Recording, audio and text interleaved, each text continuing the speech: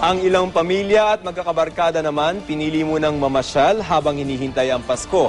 Ang Quezon City Circle dinumog dahil sa iba't ibang atraksyon na nakakaliw na hindi pa masakit sa bulsa. Live mula roon, may report si Cedric Castillo. Cedric.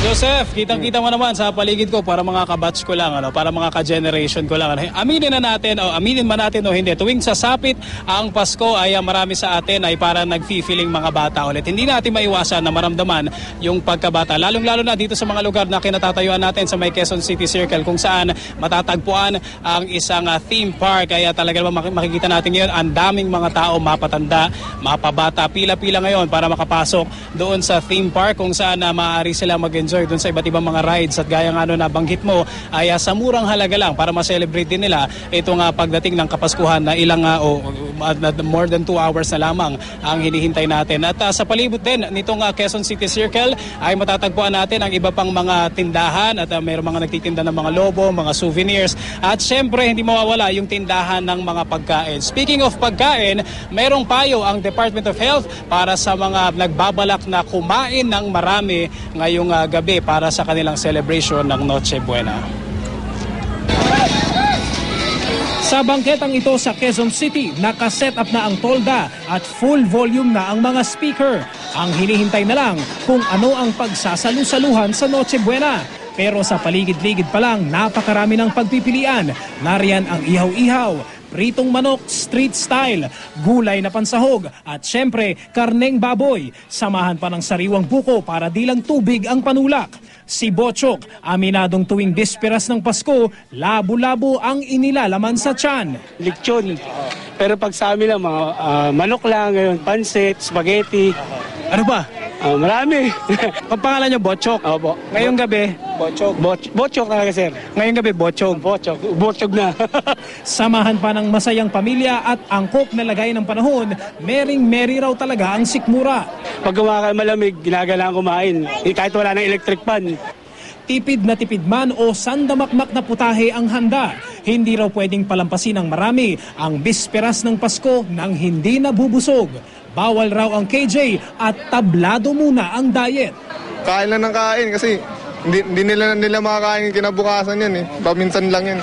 Karamihan dito mga pansit, spaghetti, basta may pagsasaluhan ng isang pamilya, okay na sa kanila. Nakahanda na yung pagkain, ano na lang kulang?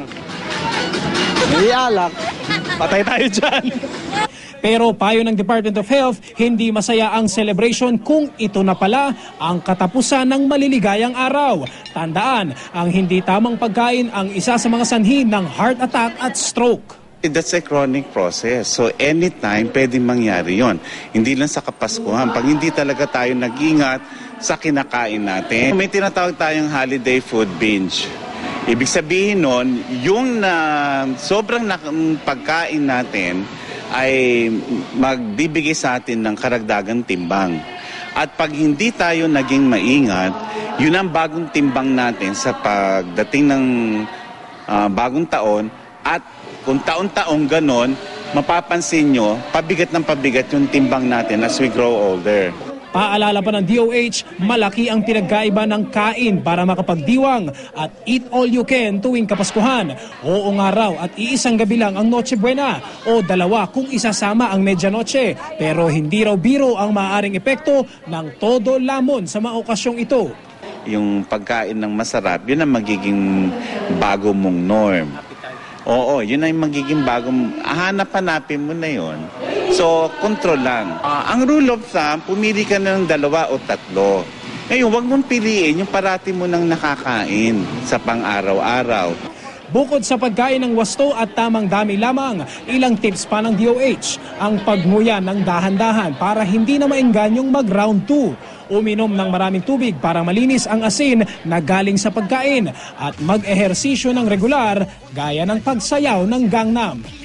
Okay, Joseph, para sa mga nais pang sumunod dito pumunta dito sa Maya Quezon City Circle ay bukas pa hanggang mamaya-maya ito. No? At ilan nga sa mga kababayan natin, mga kasamahan natin dito ngayon ay aabutin na raw ng alas 12 at ang iba naman sa kanila ay magsisiuwian pa rin para humabol pa rin sa Noche Buena. At dagdag na payo ng DOH, wag naman daw i-deprive o pagdamutan ng sarili pagdating sa pagkain dahil posible raw na lalo kapang lumakas ang kain kapag naawa ka sa sarili mo. At lalong-lalo na raw sa mga may karamdaman gaya ng diabetes at iba pa, matuto raw na mag-say no o humindi. Joseph? Okay, Cedric, dyan ba dun sa Quezon City Circle, no, magkano yung entrance para dun sa ating mga kababayan? Well, I have to be honest, magkano yung entrance? Papasok dito? 40 pesos, Joseph. Murang-mura yan. Kayang-kaya ng bulsa natin. Kaya makikita natin dito, marami mga pamilya talaga. At ito, sa palibot ko, marami mga anak-anak nila kasama nila. At saka may mga bagets din na sabi nga nila, pagka-date, murang-mura pag-date, Oo. 40 pesos. 40 pesos. O ilang girlfriend ang dala mo dito? Mga dalawa, lahat. Okay, tama naman. Dalawa yung girlfriend na kasama niya. Mura-mura lang. Para sa mga gustong humabol, pwede pa, Joseph. Aba, umamin, Maraming salamat, Cedric Castillo.